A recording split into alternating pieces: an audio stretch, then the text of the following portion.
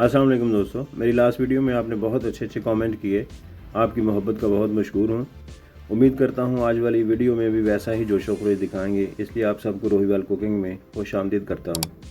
आज आपके लिए बहुत ही मज़ेदार खाना बनाते हैं। आज आपके लिए लोबिया कीमा बनाते हैं, इसलिए कोई देखे या ना देखे, मेरा दोस्त नसीब तो देखेगा। ये खाना 3 मरहलों में मुकम्मल होगा। पहले मरहले में लोबिया को बॉयल करना, फिर कीमा को बॉयल करना और तीसरे मरहले में मसाला या ग्रेवी बनाना। अगर आपके घर में 2 चूल्हे हैं तो आधा घंटा में खाना तैयार होगा। ये रेसिपी आधा किलो बीफ कीमा और 1 पाव सफ़ेद लोबिया की है। आधा किलो बीफ कीमा से आपको मिलेगी प्रोटीन 125 ग्राम और 1 पाव लोबिया से मिलेगी 60 ग्राम, तो कुल मिलाकर प्रोटीन मिलेगी 185 ग्राम। अगर ये खाना 5 अफराद खाएँ तो हर एक के हिस्से में 37 ग्राम प्रोटीन आएगी, जिसका मतलब है डेली इंटेक का उसे 70% मिल गया और बाकी 30% एक अंडा खाने से भी पूरा हो जाएगा। 1 पाव सफ़ेद लोबिया साफ़ करने के बाद एक बाउल में डालें, फिर उसमें 2-3 गिलास पानी डालें ताकि लोबिया पानी में डूब जाए। साथ ही 2 चम्मच कोई भी सिरका डाल दें और 1 चम्मच साल्ट ऐड करें।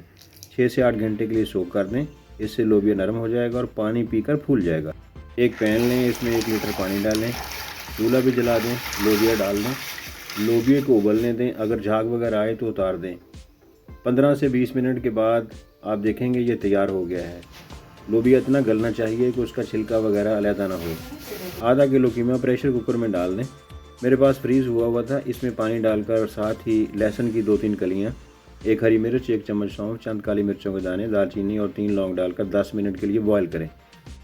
ग्रेवी और मसाला बनाने के लिए 2 अदद प्याज, 2 इंच कच्ची हल्दी, 2 लहसुन के जवे, 4 हरी मिर्चें लें, उनको अच्छे तरीके से छील कर रख लें।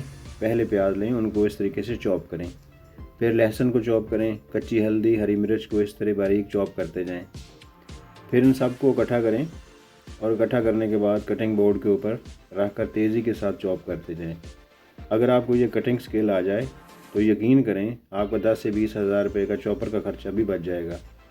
आप कमेंट करके ज़रूर बताएं नाजरीन, क्या आप भी ऐसे ही चॉप कर सकते हैं। नाजरीन, एक अदद कढ़ाई लें जो प्यारी और स्मार्ट होने के साथ साथ साफ़ भी हो। उसमें ऑयल डालें और चॉप किए हुए मसाले ऐड कर दें। उनको सिर्फ सौते करें ताकि हल्के से ब्राउन हो जाएं। फ्लेम हमेशा लो टू मीडियम रखें। तेज़ आग पर काफ़ी विटामिन ज़ाया भी हो सकते हैं और खाने का फ्लेवर भी ख़राब हो जाता है। अब 2 अदद टमाटर लें, उनका छिलका उतार लें, उनको बारीक चॉप कर लें। आपने देखा होगा मैंने ग्रेवी बनाते वक्त टमाटर ऐड नहीं किए थे, उसकी वजह है टमाटर और प्याज एक दूसरे को गलने नहीं देते। अब इसको डालेंगे। सालन का फ्लेवर बढ़ाने के लिए मैंने एक हरा प्याज चॉप करके रख लिया है, इसको कीमा की बुनाई के वक्त डालेंगे। अब हम भुने हुए मसाले की तरफ आते हैं। भुने हुए मसाले में 1 चम्मच सुरख मिर्च ऐड कर दें।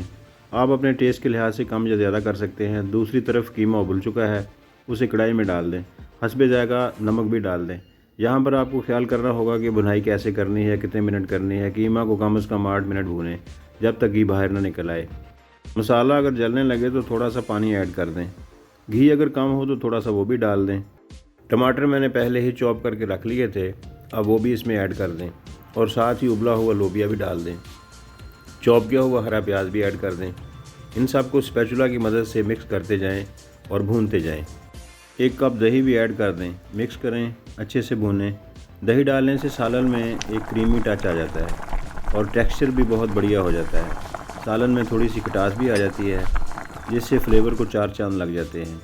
ग्रेवी बढ़ाने के लिए थोड़ा सा गर्म पानी भी ऐड कर दें और 5 मिनट के लिए हल्की आंच पर दम दे दें। दोस्तों, कीमा और लोबिया तैयार हो चुका है। इसे हरे धनिए से गार्निश करें और साथ ही नींबू भी रख दें।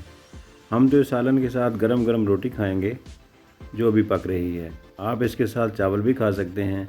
आप प्लीज़ कमेंट करके बताएं आपको क्या पसंद है। देखें सालन का कलर कितना ज़बरदस्त है, कितना सुनहरा और लाल है, देखने में बहुत ही लाजवाब लग रहा है। अगर मेरी वीडियो पसंद आई तो लाइक और शेयर ज़रूर कीजिए और चैनल को सब्सक्राइब करना ना भूलिए। शुक्रिया दोस्तों, मिलते हैं कमेंट सेक्शन में। तब तक अल्लाह हाफ़िज़।